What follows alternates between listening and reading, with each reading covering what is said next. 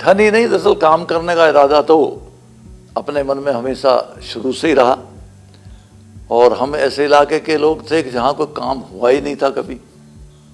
मुलायम सिंह जी के साथ ठनने का नहीं मतलब उनसे कोई दुश्मनी नहीं है, रंजिश नहीं है, वो बड़े नेता हैं आज भी कल भी। तो लेकिन उन्होंने शायद किसी के कहने पर ये भूल कर दी कि हम उनके विश्वास के साथी थे, और उन्होंने उसी विश्वास के साथी की उस सीट पर जो उसकी सिटिंग पार्लियामेंट्री सीट थी, यानी मैं उस टाइम संभल सीट से एमपी था, उन्होंने उसी सीट पर जाके अपना नॉमिनेशन कर दिया। तो जब आपके वजूद को कोई अपने घर गेट पे खड़े होकर चैलेंज करे तो फिर भगवान कृष्ण की गीता याद आती है, जिसमें उन्होंने कहा कर्म करना आदमी का फर्ज है, और सच्चाई के लिए अगर कर्म करने में कोई जद्दोजहद भी करनी पड़े तो करनी चाहिए। जी हाँ, ऐसा हुआ कि एक महापुरुष थे यहाँ राजनीति में, अमर सिंह उनका नाम था, अब नहीं है, स्वर्गवास उनका हो गया। उन्होंने मुलायम सिंह जी को मिसगाइड किया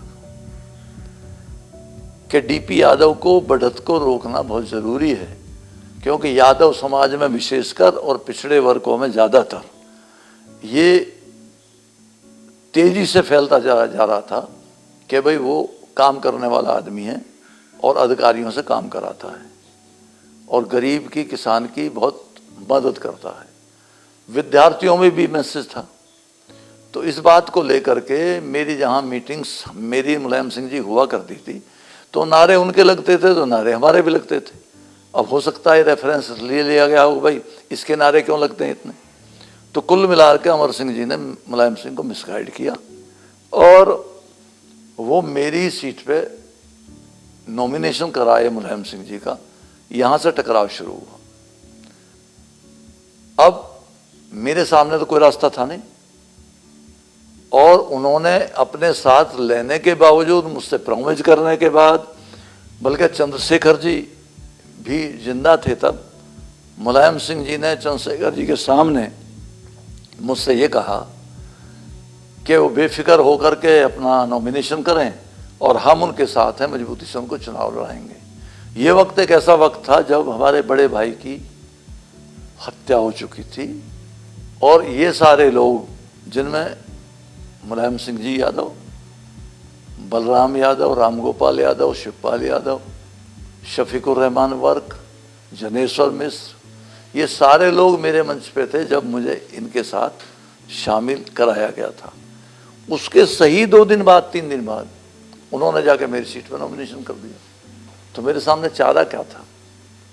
उसी वक्त में प्रधानमंत्री अटल जी थे, तो उनके कार्यालय से फ़ोन आया। मैं तो दिल्ली में अपने एमपी हाउस पे बैठा था, तो लड़का जो हमारा पीए था उसने आके बताया जी पीएम हाउस से फ़ोन।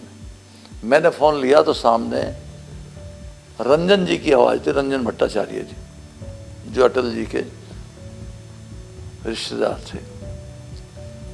तो मैंने रंजन जी की आवाज़ को पहचान कर कहा, रंजन जी आप बोल रहे हैं? उन्होंने कहा हाँ दीप भाई मैं ही बोल रहा हूँ, और अटल जी आपसे बात करना चाहते हैं। बोला तो एक प्रधानमंत्री एक एमपी को कॉल करे तो नेचुरली हमारा तो फर्ज बनता है, और वैसे भी अटल जी बहुत बड़े पर्सनैलिटी, बहुत बड़े उनमें थे, महान विचारकों में, और वो प्रधानमंत्री थे। तो मैंने प्रणाम किया उनको और कहा कि अटल जी क्या सेवाएं बताएं। उन्होंने कहा भाई चुनाव तो लड़ना चाहते हो, तुम्हारी सीट पे तो मुलायम सिंह यादव ने नॉमिनेशन किया। मैंने कहा हाँ जी, वो यादवों के बहुत बड़े नेता भी हैं और हमसे तो कई मायनों में बड़े हैं, लेकिन कर दिया, इस बात की तकलीफ जरूर है, और चुनाव तो लड़ना चाहता हूँ। तो उन्होंने कहा ठीक है तुम पीएम हाउस आ जाओ। मैं पीएम हाउस चला गया। उन्होंने कहा जाओ लखनऊ से अपना एबी फार्म पे आ जाओ, एबी फार्म ले आओ, राजनाथ जी और कल्याण सिंह वहाँ आपको मिलेंगे, और तुमको हम मुलायम सिंह जी के खिलाफ भारतीय जनता पार्टी का उम्मीदवार बनाते हैं। अब मेरे लिए तो खुशी की बात थी, तो मैंने उसको एक्सेप्ट किया और मैं तुरंत वहाँ से लखनऊ चला गया। लखनऊ मुझको एबी फार्म मिल गया और कहा गया, राजनाथ जी ने कहा कि भाई बहुत अच्छा नॉमिनेशन होना चाहिए। अच्छा नॉमिनेशन हुआ, बढ़िया हुआ, चुनाव बढ़िया हुआ, इतना बढ़िया हुआ कि कल्याण सिंह की लास्ट मीटिंग में करीबन 80-90 हज़ार लोग मौजूद थे। कल्याण सिंह जी ने कुछ भाषण बहुत मजबूती से दिया, तो उससे विपक्षी खेमे में एकदम से खलाबली मची। क्यों? कुछ लोगों के इरादे रहते हैं चुनावों में कैप्चरिंग कर लेंगे, ये डलवा देंगे, वो डलवा देंगे। ऐसा पहले एक बार हुआ, और जब पहले एक बार हुआ था तो मैंने माननीय मुलायम सिंह जी के खिलाफ उच्च न्यायालय इलाहाबाद में एक याचिका दायर की थी, और इलाहाबाद उच्च न्यायालय ने वो फैसला मुलायम सिंह जी के खिलाफ दिया था।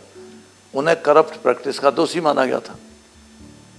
तो इस बात से भाई दूसरे लोग कैप्चर करेंगे या कर लेंगे, कल्याण सिंह जी ने वो भाषण, चूंकि वो मुख्यमंत्री थे, तो उन्होंने आगाह किया कि कोई आदमी ये ना सोचे कि हम कैप्चर करके और वोटों का वो कर देंगे, अपने फेवर में डाल देंगे। और किसके प्रति? मेरे विचार से तो ये समाजवादी पार्टी के, मुलायम सिंह जी की पार्टी के प्रति उन्होंने कहा था, क्यों पहले ऐसा हो चुका था।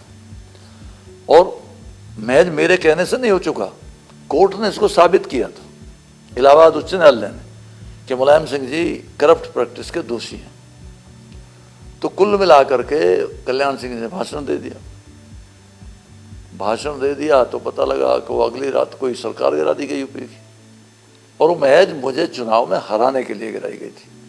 उन्हें सारा मीडिया जानता, इंटरनेशनल मीडिया सब जानता था, इंग्लैंड से लेकर के कहाँ कहाँ के मीडिया वाले लोग रोज बेचारे खेतों में घूमते फिरते थे चुनाव के वक्त, और चुनाव हमारा क्लियर था।